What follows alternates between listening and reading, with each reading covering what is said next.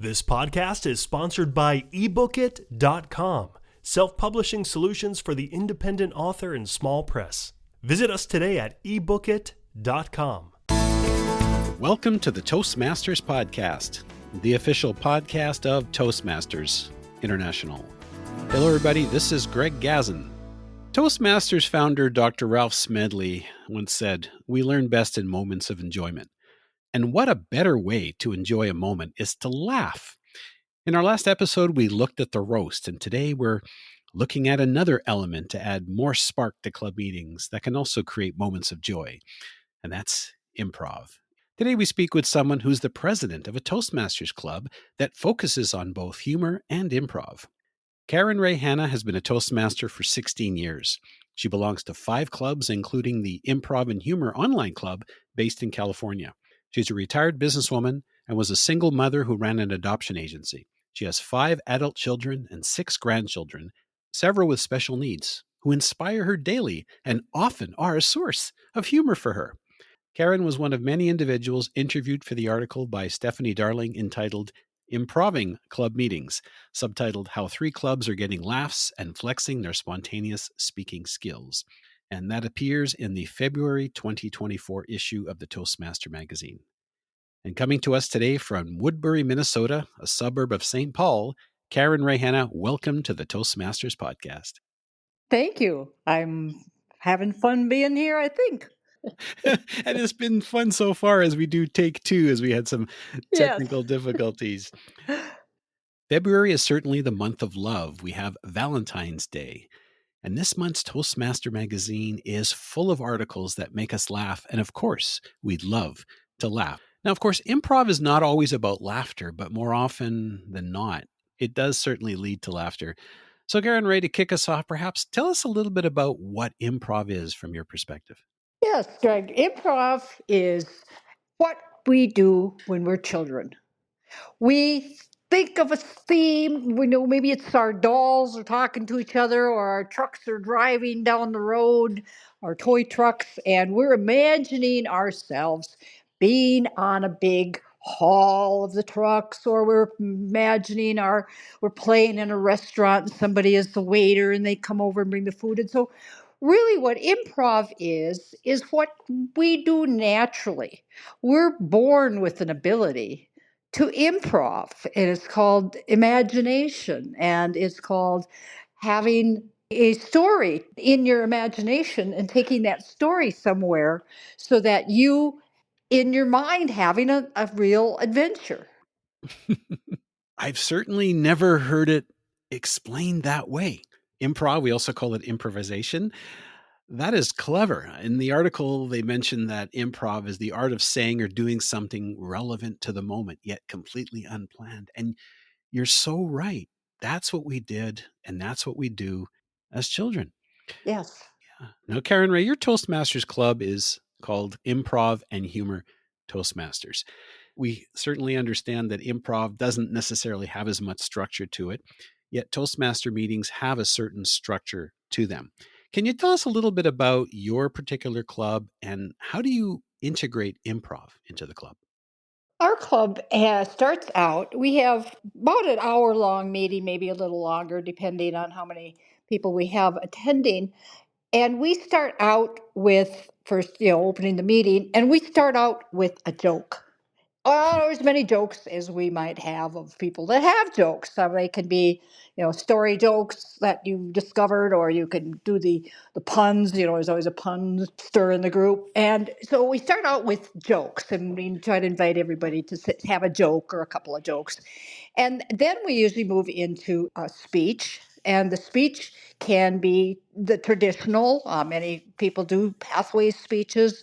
Other people do their icebreaker. Other people start out with it. And even though our club is improv and humor, the speeches aren't necessarily humorous. We think that was something we would like to work on as a goal, is to improve more of our meetings with adding more humor to it. But we do certainly start out with the jokes. From there, we go, typically we'll do, depending on the size of our group, we might do round robin if we have enough people where everybody gets a chance to evaluate, or if the meeting is bigger, one evaluator. feedback on the speech. So that's more traditional. And then table topics. And we often start out with a theme, try to pick themes that are sort of humorous, like get rid of your junk week or something like that, so we can have questions that might revolve around there. And sometimes people just do something different with table topics. It's really up to them. Mm. So then we go to improv. Our meetings vary. Depends on who's in the meeting, how we do the improv. Because obviously with guests, there's more time spent is explaining what games we're going to play and what are the kind of improv rules.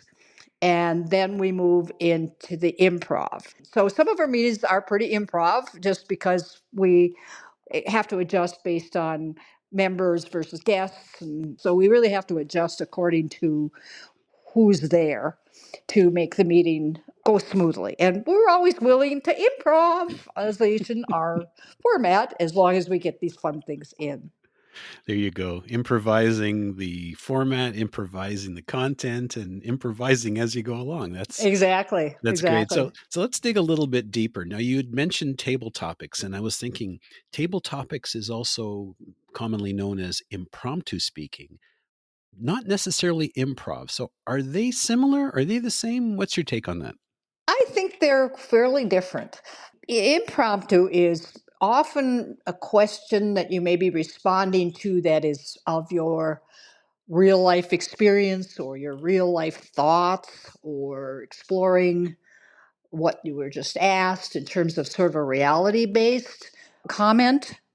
And improv is whatever you're a kid again, and you're imagining things and you're coming out of a whole nother place. You're not really you may be using your childhood memories of what's it like to imagine something, but they really are quite different. And I think sometimes people expect it to be more like impromptu, and certainly responding in a group with improv is it's an impromptu, but you're drawing on a whole different part of your psyche.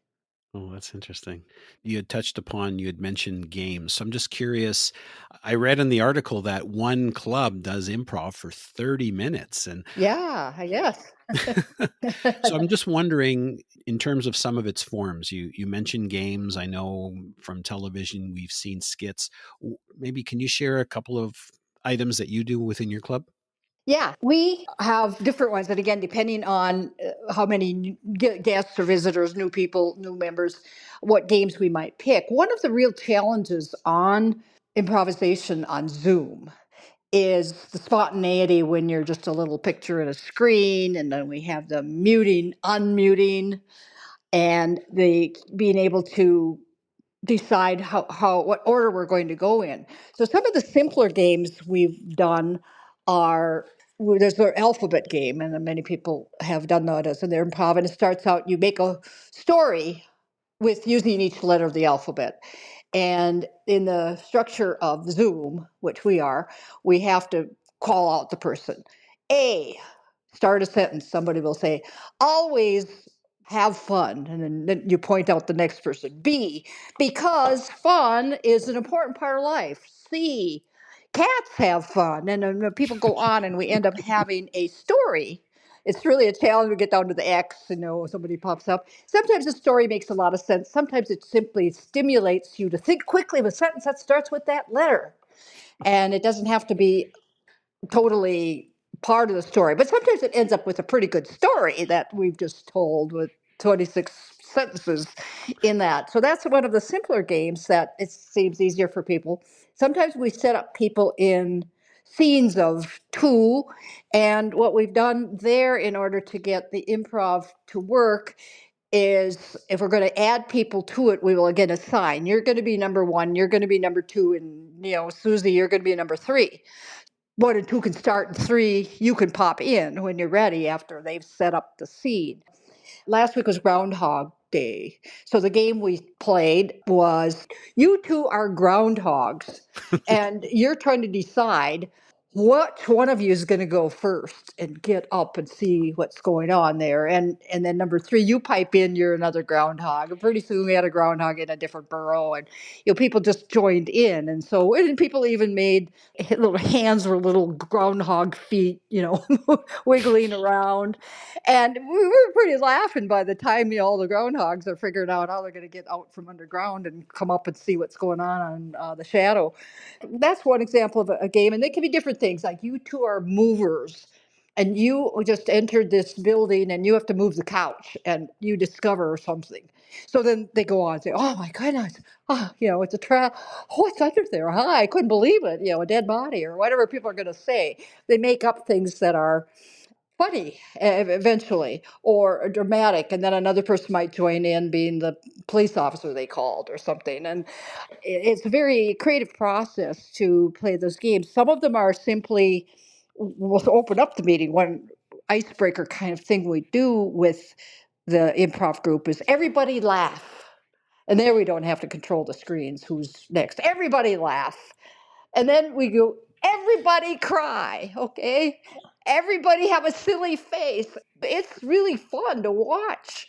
So a lot of times we'll introduce a simple things like that to loosen up. Sometimes we do visual dancing games, or first we'll start, I'm rocking and rolling, and hey, you take it. And then the next person does some sort of a dance, and we go through the whole thing. So we do try to involve a lot of energy to have people loosen up, sometimes in the middle of the meeting or the beginning.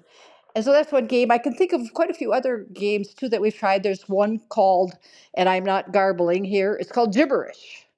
And so what one person will do is gibberish.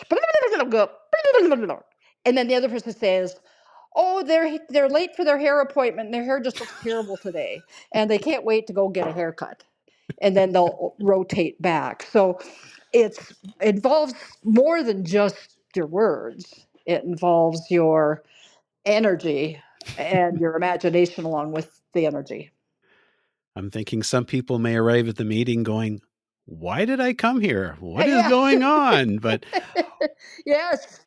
some people come to Toastmasters because they're afraid of their shadow, using the Yeah. term from the groundhog, but also they're trying to improve their communication and their leadership skills. And I think finding themselves in an environment like this certainly helps, pardon the pun, break the ice. It makes them feel comfortable. What do you notice at the meetings? Yes, I noticed people that have come and they perhaps, so some people come because work suggested Toastmasters, and they may come and they say I'm too serious.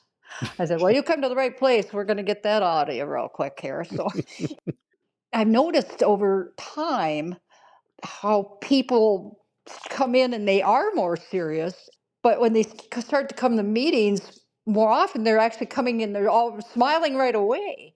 So there's a certain relaxation. This process of improvisation gives people the permission to relax and permission to go outside yourself. And if you say something silly, well, that's what we're all doing. So it doesn't matter if you flub up, because that's what we're all doing. We're all making crazy things. And so I think it loosens people up. You have permission to be not all perfect Yeah. because improv is an imaginary process. Yes, and laughter is certainly a great dose of medicine. Now, I'm thinking as you're practicing improv that you're able to apply a number of skills. And Karen Rae, I'm wondering, what are some of the skills that one can expect to learn from improv? And even more importantly, what are some of the skills that you've learned yourself? I think that improv is a natural for teaching things like vocal variety. Right. It's a natural for teaching hand gestures. We have some games that are pick something up on your desk and sell it to us. Okay, so you're having to hold it up, explain it, and be imaginary off it. And people do use their hands more when they're in an improv state. And so I think it can translate over to giving a speech and being more natural with your hands came in to express a point, because when you're being another character, your hands move all around, and it helps people with vocal variety, hand gestures, thinking of an entertaining way of presenting something. So it really is loosen you up to a different part of your brain that comes alive. And so I think that can translate to your more serious speeches or your more pathways programs that are on whatever subject it is. It loosens you up to be a little more there. What was the big thing for you? What was the big takeaway for you? Well, for me, I have retired, and I have had a lot of things that are more difficult in my life. I have found that being able to laugh, it's a mental health thing, really, to go and play. Play with your mind, play with the story, play with the invention. And for me, it has been therapeutic almost to go and have half hour of whatever. Some people do describe it that way. It makes me feel more awake. It makes me feel more plugged into something else about myself. So I think for me personally, it was retired, and I miss with especially since COVID, many of us have lost a lot of connections, and so going out there on Zoom and realizing you can do something different like improv on Zoom feels good. It's a feel good thing for me. In fact, I belong to two Toastmasters improv clubs just so I can get enough doses of this fun. You can't get enough. Now, you touched upon vocal variety, you touched upon body language, etc. Those are great communication skills. What about leadership skills? What are some of the leadership skills you feel that people can take away from improv? I think for some of the people that feel they needed to get more oomph into their speeches, I think people with oomph in their speech, if that's such a word, do get naturally people are more interested in being led if it's more fun or if there's this element of fun or an element of humor. I think that leaders that have good senses of humor or good naturalness, that they seem very tuned into themselves, are more naturally able to lead than those that are by the book of some of the more rigid ways of leading. So I think it helps people be more natural in their leadership style. I think it teaches people when they are leading to take some risks and to take some risks about showing some more of your energy and taking risks to be confident, just to get up and say something silly, what I mean? Not that you would in a serious speech, but practicing saying something like improv and being way out there. Of course, it's going to be toned down when you do something else, but you opened up that bigger part of yourself to add it to the tone that you give when you're confident. What you say is worth listening to, and it's going to be a lot of fun. And you go in with the idea like I can entertain somebody in a way because I'm able to do it in improv. I'm funny, I mean, I'm funny there, and maybe I'm not very funny in real life, but I'm funny for a minute there, and so then when you come back, you're like more natural, more relaxed, more confident because you've done a little performance, and I think that's really helps people come across a lot more naturally. Yeah, and leaders also have to be good listeners. And given the fact that improv is on the fly, so there's not a lot of prep sometimes. That's a good leadership skill. And I'm also thinking in terms of organizing meetings because when when Yeah. people start to laugh and all heck breaks loose, sometimes managing a meeting like that is like herding cats, right? Yeah, yeah, for sure. Yeah, and you just have to just not get uptight about it. That just keep going.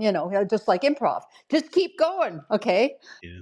It reminds me as there's a news anchor, TV anchor for a business news network, BNN, and his name is Andrew Bell. And I remember being at a conference in Toronto, and he was moderating a panel of three experts. And there was one individual who, let's just say, became a little bit challenging with the rest of the group. And the way he calmly interjected, the way he managed being able to move the questions and move the conversation forward was incredible. And after the event, I went up to him and I introduced myself, and I said to him, I thought you did a fantastic job. And I introduced myself also as a Toastmaster.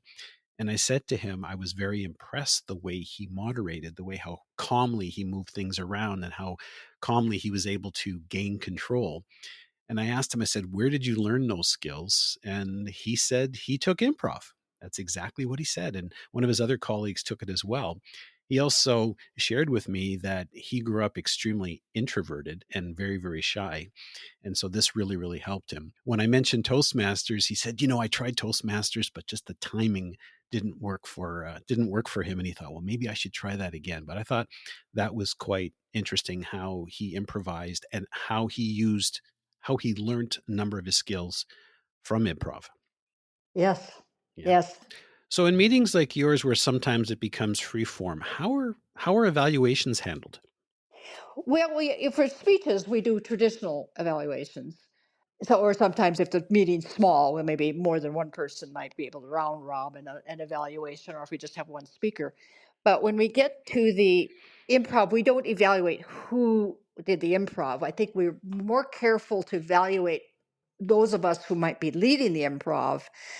The improv leader self evaluates or evaluates with another person that does improv.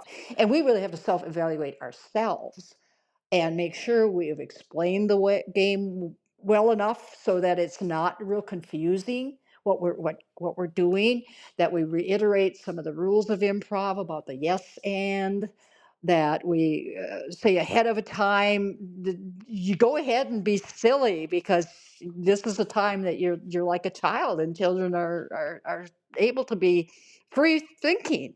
And so there's just a few things that are really a learning process. There's not a lot of experience out there doing Zoom improv. It's usually been an in-person thing. So it's important to keep learning how to do it better on Zoom. So basically what you're doing is you're evaluating the person who's leading and you're evaluating the process rather than the content. Yes. If you want to be a good improv game leader, you have to keep refining how you do it so that it's more fun and you're not caught up in administrative deals like who's going to be first and who's going to be second, or you got to set that up ahead of time so it works. Okay. Obviously, your club focuses on improv and humor. Can you think of ways that perhaps existing clubs might incorporate a small amount of improv into their meetings? Yes, I think that some of these games you could pick one game and have a session of it, and try one game just for loosening up ahead of time, and just, or it could be a speech and maybe some way of the engaging humor path, and you could find a way to adapt one of those speeches to the art of improv, or how to improve your body language. And I think it'd be a perfect one for incorporating vocal variety and the hand motions, the movements in there, by practicing some improv, and just simply having an improv session as a speech. Okay, so you can assign an improv master. I know some clubs have a joke master, and that individual will get up Yes. and give a joke. Sometimes it's earlier in the meeting, sometimes it's later in the meeting. Yes. And so that would be one way. But jokes are a little different. But I think that learning to time jokes is good too. But yeah, the portion of the improv that I did it in one of my meetings, and it was had more time, so I did the alphabet game as a speech. That was my speech. Was I'm going to introduce you to improv, and we're actually going to participate in this speech, and we're going to do the improv. And it was interesting. Everybody said, "Oh, at the end, then we had a formal evaluation of how well I led improv." It's a really fun thing to try, and it's really not that. There's a lot of stuff out there, and you can watch some videos and YouTubes on doing that. The thing is that if you are a Zoom group, and not everybody is a Zoom group, if you're an in-person group, you're lucky that you can do improv in person. But if you're a Zoom group, be sure that you understand the strengths and limitations of the Zoom atmosphere in an improvisational way.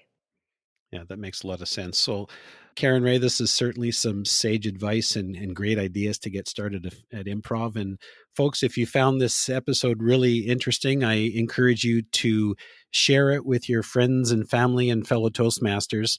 You can find the Toastmasters podcast at toastmasterspodcast.com, toastmasters.org, Google, Apple, Spotify, pretty much wherever you get your podcasts. And don't forget to check out Stephanie Darling's article, Improving Club Meetings, subtitled How 3 Clubs Are Getting Laughs and Flexing Their Spontaneous Speaking Skills. And in addition to reading about what Karen Rae had to say, you can also hear from a couple of other clubs. One of them is the International Improv Toastmasters Club, and it's a Chinese English speaking club that's based in Beijing, and also Improv Toastmasters. This is an online club that's based in North Hollywood, California. And according to Thomas Island, credited speaker, distinguished Toastmaster, and he's also the vice president of education for the club, he says that the club is so committed to the art form that it's written into the club's mission statement. And that reads in part, every member has the opportunity to develop communication and leadership skills and learn improv and improv-related skills. Now that's dedication, don't you think? Yeah. I'm in that club too. Tom's Yeah. great. Yeah, he's great. What a way to end the session. And Karen, before we leave, can you just perhaps let people know where they can reach you, where they can find your club? Yes, we're based in Torrance, California. We're on Meetup, and we're on the Toastmasters website, Improv and Humor. And we meet Saturdays, every other Saturday, from 9 o'clock Pacific time to 10:30 approximately. So yes, just come. Just come. We promise you'll have a good time. We'll certainly put the link in the show notes. Karen Rae Hannah, thank you so much for taking the time to be on the program today. Well, thank you very much. My first podcast is really fun. Hey, I hopefully we can get a whole lot more of these things going and get more people coming to improv.